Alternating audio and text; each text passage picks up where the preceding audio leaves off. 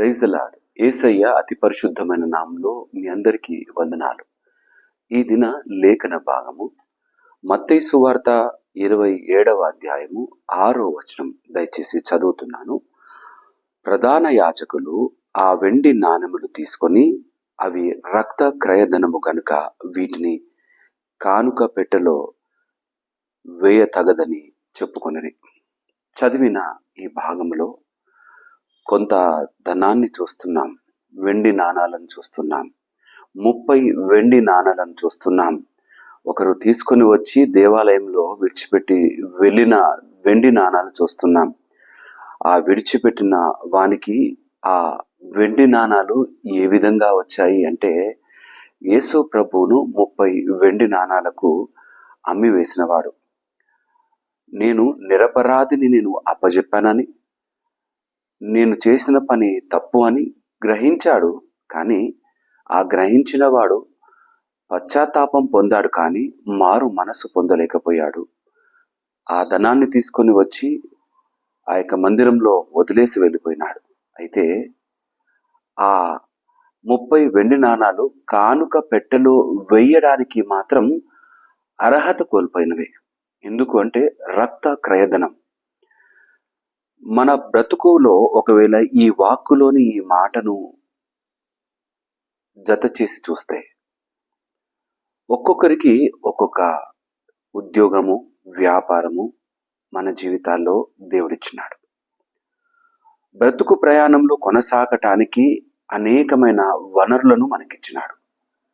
వాటిని కలిగి వెళుతూ ఉన్న ఈ ప్రయాణంలో క్రైస్తవుడు నీతిగా, నిజాయితీగా, నమ్మకంగా తను సంపాదించుకునే వాడిగా ఉండాలే తప్ప అన్యాయంగా సంపాదించేవాడిగా ఉండటానికి వీల్లేదు. ఒకరి సంతోషాన్ని లాక్కునే విధంగా సంపాదించుకునే వారంగా ఉండటానికి వీల్లేదు. ఒకరి ఆనందాన్ని పాడు చేసే వారంగా ఉండటానికి వీల్లేదు. అట్టి పరిస్థితుల్లో సంపాదించిన ఏ సంపద కూడా దేవుని సన్నిధానంలో ఆయన్ను ఘనపరిచేదిగా ఎప్పుడూ ఉండదు. అది ఎంత ధనమైనా కావచ్చు, ఇంకేదైనా కావచ్చు. ఇంకా సమీపంగా చెప్పాలంటే, నీవిచ్చే దేవుని సన్నిధానంలో అర్పించే నీ హృదయం ఆయన కొరకు నిలబడేదిగానే ఉండాలి తప్ప, మనము ఈ లోకంలోని బ్రతుకుతూ ఆయన కొరకే బ్రతుకుతానంటే అది సమంజసమైనది కాదు. ఇస్కరియోతు యూదా తన జీవితంలో డబ్బు కొరకు బ్రతికాడు, డబ్బు కొరకే చచ్చిపోయాడు. డబ్బు కొరకు తన జీవితాన్ని కొనసాగించినాడు. ఆ డబ్బులు రాగానే తను చేసిన పని ఏంటో తట్టుకోలేక ప్రాణాన్ని సైతం తీసుకున్నాడు. మనము ఏ విధంగా ఉంటున్నాం? ఈ శ్రమల వారాల్లో యేసయ్యను గూర్చిన ప్రతి సందర్భాన్ని క్షుణ్ణంగా పరిశీలన చేస్తూ, ధ్యానం చేస్తూ, చదువుతూ అందులో నుండి పాఠం నేర్చుకోవడానికి ప్రయత్నం చేస్తున్నాం కదా. మరి ఈ వెండి నాణాలు మనకేం నేర్పిస్తున్నాయి పాఠం? నువ్వు విలువగలిగిన వాడవా అనంటే మనం ఏమాత్రము విలువ లేని వారం. ఎందుకనంటే మనిషి జీవితం నీటి బుడగ లాంటిది, అడవి పువ్వు లాంటిది, అంతలో కనిపించి మాయమైపోయే ఆవిరి వంటిది. ఈ జీవితానికి విలువ ఉందా అంటే విలువ లేనే లేదు. కానీ ఈ విలువలేని బ్రతుకులో విలువని ఇవ్వడానికి పవిత్రమైన రక్తము కార్చబడ్డది. ఈ యొక్క విలువలేని బ్రతుకును విలువలోకి మార్చటానికి ఆ దేవుని సన్నిధానంలో ఆయన పాదముల యొద్ద ఆయన రెక్కల క్రింద బ్రతకటానికి మనకు చక్కటి యోగ్యత ఆ సిలువలో బలియాగముగా యేసయ్య మన కొరకే ఈ ఆధిక్యత ఇచ్చినాడు. ఇట్టి ఆధిక్యత పొందుకున్న మనము ఎప్పుడు కూడా ఇది నా బట్టే అనే మాట అనడానికి వీల్లేదు. మనం కేవలం ఆ యేసయ్య పైన ఆధారపడి బ్రతుకుతున్నాం. యేసయ్యను ఆధారం చేసుకుని బ్రతికే వారి జీవితాల్లో అన్నీ ఇస్తాడు. యేసయ్యను నమ్ముకొని బ్రతకాలి, కానీ యేసయ్యను అమ్ముకొని బ్రతకటానికి వీల్లేదు. యేసయ్య మాటను అడ్డు పెట్టుకొని సంపాదించడానికి వీల్లేదు. యేసయ్యను కలిగి నువ్వు ముందు కొనసాగు. ఎడారులు కూడా నీ కొరకై చక్కటి పూదోటగా మార్చివేస్తాడు. ఇది ఆయన సన్నిధానంలోనే సాధ్యం. ఏ విధంగా యేసయ్యను ఘనపరుస్తున్నాం? ఎటువంటి హృదయాన్నిచ్చి ఘనపరుస్తున్నాం? ఎటువంటి సమయాన్ని ఇచ్చి గనపరుస్తున్నాం. మనం ఒకవేళ కొన్నిసార్లు దేవుని సన్నిధానంలో గడిపే సమయాన్ని కూడా దొంగిలించిన వారముగా అయిపోతున్నామేమో. దొంగిలించిన, అమ్ముకున్న జరిగే పరిణామం చాలా భయంకరమైనది. హృదయంలో ఒక రకమైన గిల్ట్తో బాధపడుతూ బ్రతుకుతాం. దాని ద్వారా దేవునికి దూరంగా వెళ్ళిపోయిన వారంగా అయిపోతాం. మనము ఆయనతో బ్రతికే జీవితం చాలా స్పష్టంగా, చాలా చక్కనిదిగా ఉండాలి. తేట తెల్లంగా మన జీవితం ఉండాలి. ఆయనతో కలిగి నమ్మకమైన ప్రయాణం చేద్దామా? వెండి నాణాలకు అమ్ముకున్నాడు, కానీ ఆ ధనముతో ఏం చేశారు?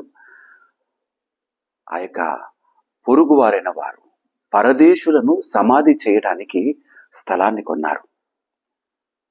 అది రక్తస్థలంగా మారిపోయింది. మన జీవితంలో యేసయ్యను అడ్డు పెట్టుకొని ఒకవేళ ఏ దుష్కార్యాలు జరిగించినా మన బ్రతుకులకు అవి శాపంగా మారతాయి. నిలబడదామా యేసయ్య కొరకు? శాపాన్ని, పాపాన్ని మన బ్రతుకుల్లో నుండి తీసివేయడానికి వచ్చిన ఆ యేసయ్యను కలిగితే, ముందు కొనసాగితే ఎంతో గొప్ప నమ్మకమైన స్థితి నిలబడుతుంది. పోయే ప్రాణము సైతం నిలబడుతుంది. వేసారిపోయిన జీవితం తిరిగి బ్రతికింపజేస్తాడు, స్థిరంగా నిలబెట్టి నడిపిస్తాడు. ఆయన్ను కలిగి కొనసాగుదామా? ఆయన్ను అమ్ముకునే వారంగా కాకుండా ఆయనను నమ్ముకొని నమ్మకంగా సేవిస్తూ, ఆరాధిస్తూ, ఆయన కొరకు బ్రతుకుతూ, జీవితంలోని ప్రతి విలువ కలిగిన నమ్మకమైన స్థితులన్నీ ఆయనకి ఆరోపిస్తూ, ఆయన సన్నిధానంలో క్షేమాభివృద్ధిలో ముందుకు కొనసాగుదాం. దేవుడి మాటలు దీవించి ఆశీర్వదించును గాక. తల వంచుదామా? ప్రార్థన చేసుకుందాం. మా ప్రియ యేసయ్య, మీకే వందనాలు. ఈ నమ్మకమైన లేఖనాల కొరకే వందనాలు. అవును నా తండ్రి, నువ్వు ప్రతి వాక్యాన్ని నా తండ్రి నువ్వు మా కొరకే రాయించినావు. నా తండ్రి, ప్రతి వచనముల నుండి మాటలను మేము నమ్మకంగా ఏ విధంగా బ్రతకాలో, ఏ విధంగా చెడ్డగా బ్రతకకూడదో కూడా నువ్వు నేర్పించినావు. నా తండ్రి, నీకు విరుద్ధంగా బ్రతికిన వారి జీవితాలను బట్టి ఏం పాఠం నేర్చుకోవాలి, ఏ విధంగా బ్రతకకూడదో మేము నేర్చుకున్నటకు మా ముందుంచిన లేఖనాలను బట్టి వందనాలు. ఇస్కరియోతు యోధ నా తండ్రి 30 వెండి నాణాలకు నిన్ను నమ్మి వేసినాడు. మేము కూడా చాలాసార్లు నా తండ్రి లాభము కొరకు, ఈ బ్రతుకులో కొంత సంపాదన కొరకు చాలాసార్లు నిన్ను నమ్మి వేసే వారంగా అయిపోతున్నాం. మమ్మల్ని క్షమించు తండ్రి. నా తండ్రి, నీ మీద ఆధారపడి నిన్నే ఆధారంగా చేసుకొని బ్రతికే బ్రతుకుగా మమ్మల్ని నిలబెట్టమని ప్రార్థన చేస్తున్నాం. యేసయ్య, మేము నమ్మకమైన స్థితులను ఘనపరుస్తూ కొనసాగుటకు సహాయము దయచేయండి. బలహీనంగా ఉన్న బిడ్డల కొరకే ప్రార్థిస్తున్నాను. నీ బలముతో, నీ శక్తితో నింపు తండ్రి. నాయన, వారి యొక్క కష్టార్జితాలను ఆశీర్వదించండి. నా తండ్రి, సంపాదన కొరకు, నాయన ధన ఆర్జన కొరకు నా తండ్రి తప్పు దారులు తొక్కకుండా నా తండ్రి సహాయము దయచేసి ప్రార్థన చేస్తున్నాను. నా తండ్రి, అక్రమ సంపాదనతో నిన్ను ఘనపరచడం నా తండ్రి అది మూర్ఖత్వమే అవుతుంది. నా తండ్రి, తెలివి లేనితనమే అవుతుంది. కానీ కలిగిన నమ్మకమైన సంపాదన నుండి నిన్ను ఘనపరిచే వారముగా, మా యొక్క సమయాన్ని నీకిచ్చి నిన్ను ఘనపరిచే వారముగా, మా హృదయాన్ని నీకిచ్చి ఘనపరిచే వారముగా నిలబెట్టమని ప్రార్థన చేస్తున్నాం. దేవాలయంలో కానుకలు అర్పిస్తూ ఉండగా 2 కానుకలు అర్పించిన విధవరాలను చూసి, అయ్యా తన జీవితం అంతయు అర్పించిందంటూ నువ్వు మాట్లాడిన మాటను బట్టి వందనాలు. మా బ్రతుకుల్లో కూడా నమ్మకమైన సంపాదన మాకు అనుగ్రహించమని ప్రార్థన చేస్తున్నాం. మేము తలపెట్టిన ప్రతి వ్యాపారంలో, ఉద్యోగాలలో నా తండ్రి, మా యొక్క చేతి పనులలో మీరు తోడై ఉండండి. మొదట మీకు సమయాన్ని ఇచ్చే వారముగా నా తండ్రి, నమ్మకంగా నీ వాక్కుని వినే వారముగా నిలబెట్టండి.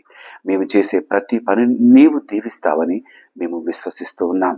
ఇతరుల ముందు చేయి చాపే వారంగా కాక, అవసరతల కొరకు నా తండ్రి నిన్ను అమ్ముకునే వారంగా కాకుండా, ఏ కష్టం వచ్చినా, ఏ నష్టం వచ్చినా విశ్వాసంలో నిలకడగా నిలబడి నా తండ్రి నిన్ను మాత్రమే ఆశ్రయించి జీవించే జీవితంలో స్థిరపరిచి నడిపించమని స్తుతులు చెల్లిస్తూ యేసయ్య నామమున అడిగి ప్రార్థించి వేడుకుంటున్నాము నా తండ్రి.